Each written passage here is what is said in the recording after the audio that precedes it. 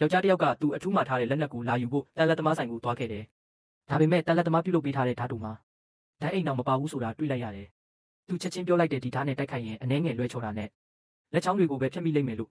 တန်လက်သမားကရှင်းပြခဲ့တဲ့ဒီဆုံးဖြတ်ချက်ကလက်နက်ပညာရှင်ကြီးတယောက်ရဲ့အကြံပေးချက်အပေါ်မူတည်ပြီးလုပ်ထားတာလို့အဲ့ဒီပညာရှင်ကြီးကပြောခဲ့တာကဒီဓာတ်ကိုအရေးသွေးကောင်းဆုံးပစ္စည်းနဲ့ပြုလုပ်ထားပေမဲ့အပူချိန်ကိုမထိန်ချုပ်နိုင်ခဲ့လို့ထက်ခါအပြင်းပြင်းနဲ့တိုက်ခိုက်ခံရရင်ဓာတ်ကလွယ်လွယ်နဲ့ချိုးပြတ်သွားနိုင်တယ်ဆိုတာပဲ။ဒါကြောင့်တန်လက်သမားကအဲ့ဒီပညာရှင်ကိုကူညီပေးဖို့တောင်းဆိုခဲ့တယ်။ပညာရှင်ကဓာတ်ကိုဖြုတ်ခွဲပြီးအတွင်းဘက်ရှိဓာတ်အိမ်အစိတ်ပိုင်းတွေကိုဖယ်ရှားလိုက်တယ်။ဒီလိုလုပ်လိုက်တာနဲ့ဓာတ်ချိုးပြတ်မဲ့အနေနဲ့လုံးဝမရှိတော့ဘူး။တန်လက်သမားကထပ်ပြောလိုက်တယ်။ဒီနီလန်းကတကယ်တော့ဓာတ်ကိုထူးခြားတဲ့အင်အားတစ်မျိုးပေးထားတာလို့ဒီစကားကြောင့်ယောက်ျားစိတ်ဝင်စားမှုအလုံးမြင့်တက်သွားတယ်။သူတခါတော့ကလွတ်လပ်တဲ့နေရာတစ်ခုကိုသွားပြီးဓာတ်ကိုလှုပ်ရှားကလေ့ကျင့်ကြည့်ခဲ့တယ်။အဲ့ဒီအင်အားကိုကိုယ်တိုင်ခံစားခြင်းလို့ပါ။ဒါပေမဲ့အချိန်ကြာထက်ခါစမ်းကြည့်ပေမဲ့ထူးခြားတဲ့အရာတစ်ခုမှမတွေ့ခဲ့ဘူး။အဲ့ဒီအချိန်မှာပဲသူ့ကိုယ်ခံပညာဆရာကအဲ့ဒီနေရာကိုဖျက်သွားခဲ့တယ်။သူလက်ထဲကမပြည့်စုံတဲ့ဓာတ်လိုပဲမြင်ရတဲ့အရာနဲ့အလုံးရှုံနေတဲ့အတွက်ဆရာကမေးလိုက်တယ်။ဘာကိုစဉ်းစားနေလဲဆိုပြီး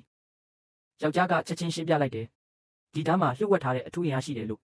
ပြီးတော့ဆရာကိုသူနဲ့လေ့ကျင့်တိုက်ခိုက်ဖို့တောင်းဆိုလိုက်တယ်။ဒါပေမဲ့ဓာတ်အိမ်မရှိတာကြောင့်လက်ချောင်းတွေကိုဖျက်မိမလားဆိုပြီးသူအားပြည့်နဲ့တိုက်ခိုက်ဖို့မရဲခဲ့ဘူး။ဒီကိုမြင်တဲ့ဆရာကတစ်တန်တစ်ချောင်းကိုယူပြီး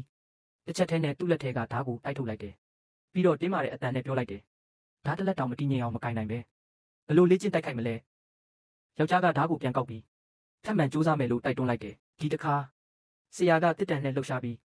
သူ့ကိုနေရန်ဘက်ကိုတိုက်ဖိလိုက်တယ်။ဒါပေမဲ့တိုက်ခိုက်နေတဲ့အချိန်မှာပဲယောက်ျားကဓာတ်ရဲ့ပြန်တုံ့ပြန်မှုကိုခံစားလိုက်တယ်။သူအဲ့ဒီပြန်ထွက်လာတဲ့အင်အားကိုအသုံးချပြီးဆရာရဲ့တစ်တန်ကိုချက်ချင်းချိုးထုတ်လိုက်တယ်။အဲ့ဒီအချိန်မှာပဲဓာတ်ရဲ့နှဆိုင်တဲ့လျှို့ဝှက်ချက်ကိုနောက်ဆုံးသဘောပေါက်သွားခဲ့တယ်။နောက်တစ်ချိန်တိုက်ခိုက်တဲ့အခါသူဓာတ်ကိုဆရာရဲ့တစ်တန်နဲ့တိုက်ကပ်လိုက်တယ်။အနှဲငယ်ရှေ့ကိုဖိပြီးအချိန်ကိုဖမ်းယူကာအင်အားကိုစူးစီးပြီးပြင်းထန်ခုတ်ချလိုက်တယ်။အဲ့ဒီတစ်ချက်နဲ့ပဲ